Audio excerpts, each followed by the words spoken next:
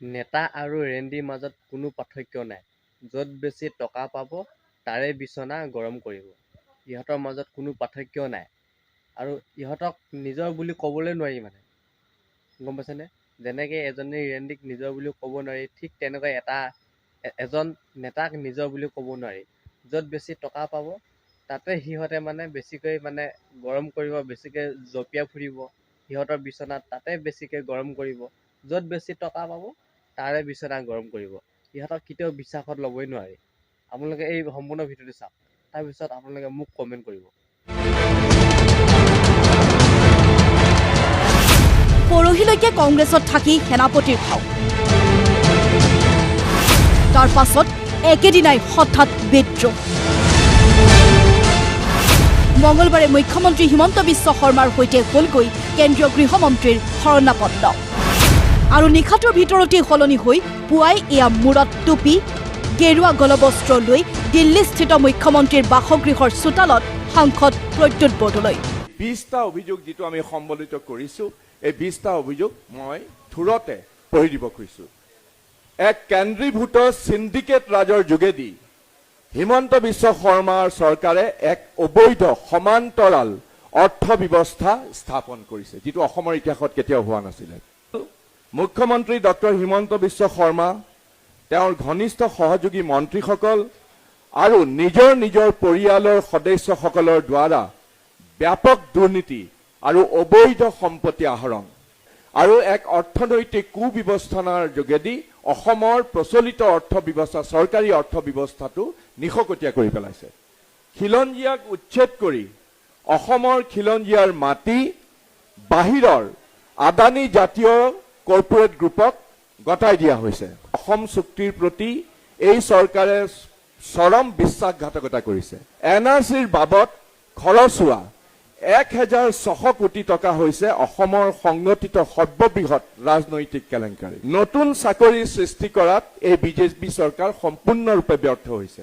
16 number অভিযোগটো হ'ল অসমৰ প্ৰাকৃতিক পৰিৱেশ খনন বেপাৰী আৰু বন মাফিয়াৰ হাতত বিক্ৰী কৰি দিয়া হৈছে। ৰেড হোল কোল মাইনিঙক উৎসাহিত কৰি এই বিজেপি চৰকাৰে অসমৰ খনিজ সমৃদ্ধ অঞ্চলসমূহক একোটা মৃত্যু উপত্যকালৈ ৰূপান্তৰিত কৰিছে। বিজেপি চৰকাৰৰ দিনত বাক স্বাধীনতাত মুখিমূৰ কৰি গণতন্ত্ৰৰ নিজাববীয়া যিটো স্তম্ভ আছে, চতুৰ্থ স্তম্ভ সংবাদ মাধ্যম, এই সংবাদ মাধ্যমক নিস্তব্ধ কৰি পেলাবৰ অহৰহ প্ৰচেষ্টা কৰিছে এই বিজেপি চৰকাৰে।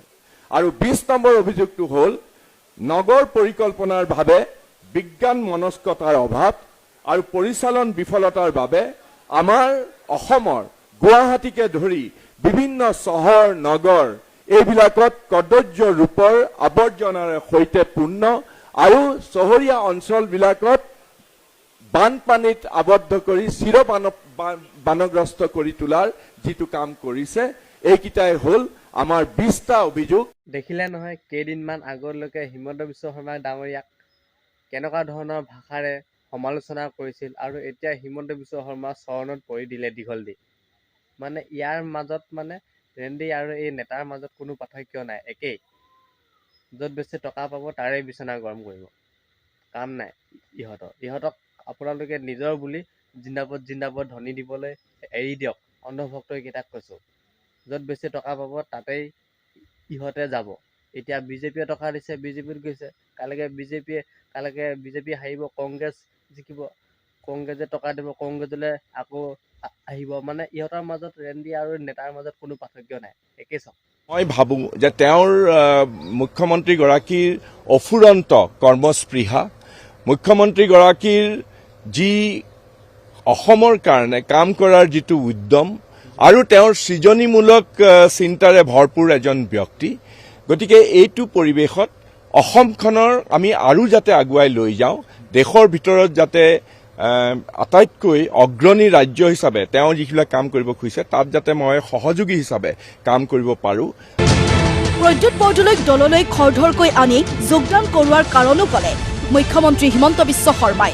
I think there are lot of people, Vice President Navajyoti Talukdar, and there are lots of people who will join in Guwahati because today it is important that Mr. Bordoloi join today because we are going to clear our party list for candidature today evening.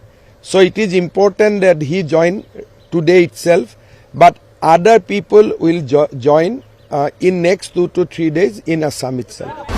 গলবস্ত্ৰ আৰু টুপিটো পিন্ধোৱাৰ বাদে আচলতে ৰাজ্যিক সভাপতি দিলীপ শইকীয়ালৈ একোৱে বাকী থোৱা নাছিল মুখ্যমন্ত্ৰীয়ে। দিলীপ শইকীয়াক কাষত লৈ আগন্তুক বিধানসভা নিৰ্বাচনত প্ৰদ্যুৎ বৰদলৈ টিকট নিশ্চিত কৰি জিকাই অনাৰো দায়িত্ব ল'লে মুখ্যমন্ত্ৰীয়ে। ভাৰতীয় জনতা পাৰ্টীয়ে সদায় ব্যক্তিত্ব আৰু ব্যক্তিৰ ত্যাগক সন্মান কৰে। সেইকাৰণে মই ভাবোঁ যে প্ৰদ্যুৎ বৰদলৈ ডাঙৰীয়াক বিজেপিৰ সকলো কাৰ্যকৰ্তাই সহযোগিতা কৰি কোনো এটা সমষ্টিত প্ৰাৰ্থিত্ব পালে তেখেতক বিজয়ী কৰোৱাৰ দায়িত্ব বহন কৰিব লাগে। অথচ দুদিন আগলৈ দিলীপ শইকীয়াই একেজন প্ৰদ্যুৎ বৰদলৈক লৈয়ে জানো কোৱা নাছিল বিজেপিত কোনো ভেকেঞ্চি নাই বুলি। ভেকেঞ্চি নাইচোন মোটামুটি বিজেপিত, গতিকে মোটামুটি আমাৰে বহু কাৰ্যকৰ্তা, এতিয়া আমি বহুতক বুজাব লাগিব, বহুতক কথা পাতিব লাগিব। এতিয়া ভেকেঞ্চি বহুত মানে নায়েই আৰু এতিয়া মানে একালৰ কংগ্ৰেছী সতীৰ্থক বিজেপিত প্ৰতিষ্ঠা কৰাত মুখ্যমন্ত্ৰীৰ তৎপৰতা কি উমানি নাপালে নেকি ৰাজ্যিক সভাপতিয়ে? কেৱল প্ৰদ্যুৎ বৰদলৈ নহয়, বিজেপিলৈ আৰু কোন কোন কংগ্ৰেছ নেতা আহিব পুনৰ দোহাৰিলে মুখ্যমন্ত্ৰীয়ে। তেওঁলোককো চাগে আদৰিবলৈহে পাব ৰাজ্যিক সভাপতিয়ে। ইলেকশ্যনৰ পিছত আপোনালোকে দেখিব দেৱব্ৰত শইকীয়া, ৰিপুণ বৰা তেওঁলোকেও আঁতৰি আহিব লাগিব। কাৰণ কংগ্ৰেছৰ এতিয়া ফিলচফিটো কি যে যিজনে গড় মাৰিছে তেওঁৰ লগত থাকিব নে যিজনে গড়ক ৰক্ষণাবেক্ষণ দিছে তেওঁৰ লগত থাকিব। প্ৰদ্যুৎ বৰদলৈ ত্যাগৰ সৈতে হেনো মুখ্যমন্ত্ৰীৰ নিজৰ ত্যাগৰো কোনো মূল্য নাই। আমি যেতিয়া বিজেপিত আহিছিলোঁ আমি একো ত্যাগ কৰি অহা নাছিলোঁ, কাৰণ তেতিয়া MLA চিপ মোৰ 2 মাহ আছিলে বা 3 মাহ আছিলে। আমি বিজেপিত ত্যাগ কৰি অহা নাছিলোঁ। প্ৰদ্যুৎ বৰদলৈ আমাৰ ইতিহাসত প্ৰথম যোনে কংগ্ৰেছৰ পৰা জইন কৰিব কিবা এটা ত্যাগ কৰি আহিছে। 3.5 বছৰৰ তেওঁৰ এটা লোকসভাত টেনিউৰ আছে আৰু নগাঁৱত তেওঁ অহাবাৰো জিকিব পাৰিলেহেঁতেন, কাৰণ নগাঁৱত আমি কেতিয়াও নিজিকো। গতিকে তেওঁ ৰাজনৈতিক জীৱনৰ এটা ডাঙৰ ত্যাগ কৰি ভাৰতীয় জনতা পাৰ্টীত আহিছে। কথাখিনি কৈ লগে লগে ভিতৰ সোমাল মুখ্যমন্ত্ৰী। এইবাৰ পাল বিজেপি প্ৰদ্যুৎ বৰদলৈ। তেওঁ হেনো কংগ্ৰেছত উশাহ ল'ব পৰা নাছিল। স্বাক্ৰোদ্ধকৰ পৰিৱেশত অপমান একাষৰীয়া সহ্য কৰিব নোৱাৰিয়ে বিজেপিত যোগদান। অলপ দিনৰ পৰা অতি প্ৰণালীগতভাৱে মই এনেকুৱা এটা পৰিৱেশৰ সন্মুখীন হৈছিলোঁ যেন মই শ্বাসৰুদ্ধ হৈ গৈছিলোঁ। বিভিন্ন ধৰণেৰে অপমানিত হৈছিলোঁ, মই যেন নিজকে একাষৰীয়া বোধ কৰিছিলোঁ। কিন্তু মই বিজেপি দলত যদি যোগদান কৰিছোঁ এইটো কথাও মই বিজেপি দলৰ নেতৃত্বৰ আগত স্পষ্ট কৰি কৈছোঁ যে মই সসন্মানে নিজৰ আত্মসন্মান বজাই ৰাখি মূৰ তুলি এজন অসমীয়া হিচাপে মই কাম কৰি যাম। অৱশ্যে মুখ্যমন্ত্ৰীৰ কাম কাজৰ প্ৰতিও আকৰ্ষিত, অৰ্থাৎ কংগ্ৰেছত থাকি ইমান দিনে প্ৰশংসাসূচক মনোভংগীৰে চাই আছিল মুখ্যমন্ত্ৰীক। এইটো কথা মই স্পষ্ট কৰি দিব খুজিছোঁ যে মই যদি আজি বিজেপি দলৰ প্ৰতি বা আমাৰ অসমৰ মাননীয় মুখ্যমন্ত্ৰীগৰাকীৰ তেওঁৰ কাম কাজৰ ধৰণ এইবিলাকত আকৃষ্ট হৈ আহিছোঁ, মই অসমৰ স্বাৰ্থৰ কথা ভাবিয়েই মই আগবাঢ়ি আহিছোঁ। এইকাৰণেই মই কথাষাৰ আপোনালোকক ক'ব খুজিছোঁ। কিন্তু পুত্ৰ প্ৰতীক বৰদলৈ কি হ'ব? স্বাৰ্থপৰ পিতৃ বিশ্বাসঘাতকতাৰ ফল ভুগিব লাগিব নেকি প্ৰতীক বৰদলৈয়ে? তেওঁৰ ল'ৰাৰ লগত মই কথাও পতা নাই আৰু তেওঁৰ ল'ৰাৰ ৰাজনৈতিক কি হ'ব কি নহ'ব সেইটো আমি আলোচনা কৰাটো উচিত নহয়। আমাৰ আলোচনাটো প্ৰদ্যুৎ বৰদলৈৰ লগত। চাওক, মই মোৰ পুত্ৰৰ কথা আপোনালোকে আনিছে। মই আজি ৰাতিপুৱা মোৰ পুত্ৰক মই এইষাৰ কথাই কৈ আহিছোঁ, মই কোনো ধৰণৰ লোকঢাক কৰা নাই। মই জীৱনৰ প্ৰত্যেকটো ডিচিশ্যন মই নিজাববীয়াকৈ লৈছোঁ। মইতো কৈছোঁৱে মোৰ কোনো পলিটিক্সত কংগ্ৰেছ দলত কোনো গডফাদাৰ নাছিলে। আজি ৰাতিপুৱা বিমৰ্ষ হৈ বহি থকা মোৰ ল'ৰাক যেতিয়া মোক দেখা কৰিবলৈ দিল্লীত আহিছে, মই এটা কথাই কৈছোঁ যে তুমি প্ৰাপ্তবয়স্ক, তুমি কি ভাল হ'ব কি বেয়া হ'ব সেইটো সিদ্ধান্ত তুমি ল'বা। প্ৰতীকৰ প্ৰতি মোৰ সহানুভূতি আছে, সমৰ্থন আছে, নৈতিক সমৰ্থন আছে।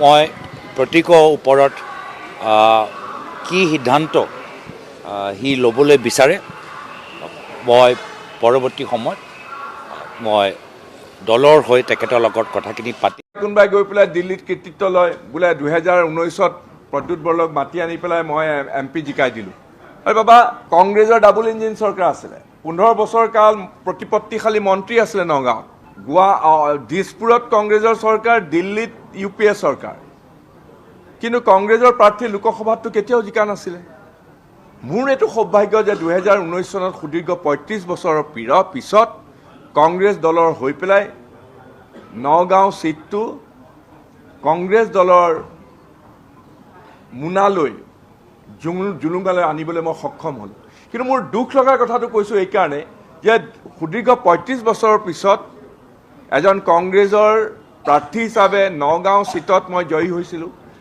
2024ত মই সিটিং MP আছিলোঁ কিন্তু 2024ত নগাঁও সিটটোত একেলগে মই সিটিং MP কিন্তু সিটটো বিচাৰিলে গৌৰৱ গগৈয়ে সিটটো বিচাৰিলে ৰকিবুল হুছেইনে আৰু মোৰ দুখ লগা কাৰণটো হ'ল মই সিটিং MP হোৱা স্বত্তেও মই হাহাকাৰ কৰিব লগা হ'ল গৈ পেলাই বিনতি কৰিব লগা হ'ল যে মোক এই তোমালোকে ৰিনমিনেট কৰা ইয়াতকৈ আৰু দুখৰ কথা কি আছে 35 বছৰৰ পিছত মই অৱশ্যে এটা কথা ঠিক দলীয় কৰ্মীসকলৰ যিটো সহযোগ পাইছিলোঁ সেইটো নহ'লে মই কেতিয়াও নোৱাৰিলোহেঁতেন কিন্তু সুদীৰ্ঘ 35 বছৰৰ পিছত কংগ্ৰেছৰ হৈ পেলাই সেই সিটটো দখল কৰিলোঁ আৰু 2024ত আকৌ ময়ে গৈ পেলাই হাহাকাৰ কৰিব লগা হ'ল হাহাকাৰ কৰিব লগা হ'ল যে সিটটো দিয়া ইফালে গৌৰৱ গগৈয়ে বিচাৰে ইফালে ৰকিবুল হুছেইনে বিচাৰে আৰু মই সিটিং MP হৈ পেলাই গৈ পেলাই অলমষ্ট কাকতি বিনতি কৰিব লগা হৈছিলে এইটোৱে মোক অন্তৰত এটা ডাঙৰ দুখ দিছিলে এইবিলাক বহুত ধৰণৰ কাৰণ আছে মই যেতিয়া দেখিলোঁ যে বাৰে বাৰে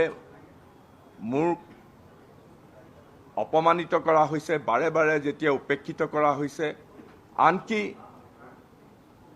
কংগ্ৰেছৰ চেণ্ট্ৰেল ইলেকশ্যন কমিটিৰ মিটিঙত য'ত মই সদস্য নাছিলোঁ সেই সভাত UPৰ এজন MP ইমৰান মাছুদ চাহৰানপুৰৰ MP তেওঁ স্ক্ৰিনিং কমিটিৰ মেম্বাৰ হিচাপে কংগ্ৰেছৰ উচ্চ নেতৃত্বই অসমলৈ পঠিয়াইছিলে কেইবাদিনো তেওঁ আছিলে আৰু যিজন অপৰাধী MLAৰ কথা মই কৈছিলোঁ সেই অপৰাধী MLAজনেই তেওঁক লৈ ফুৰাই গোটেইবিলাক কথা ঘূৰাই ফুৰাইছিলে আৰু সেই চেণ্ট্ৰেল ইলেকশ্যন কমিটিৰ মিটিঙত মই যিবিলাক অভিযোগ দিছিলোঁ সেই অভিযোগ ইমৰান মাছুদ ডাঙৰীয়াই চিঞৰি চিঞৰি কৰি ক'লে যে মই যে তাত নাছিলোঁৱে তথাপিও কৈছে যে মই যিবিলাক অভিযোগ দিছোঁ সম্পূৰ্ণৰূপে ভুৱা সম্পূৰ্ণৰূপে মনে সজা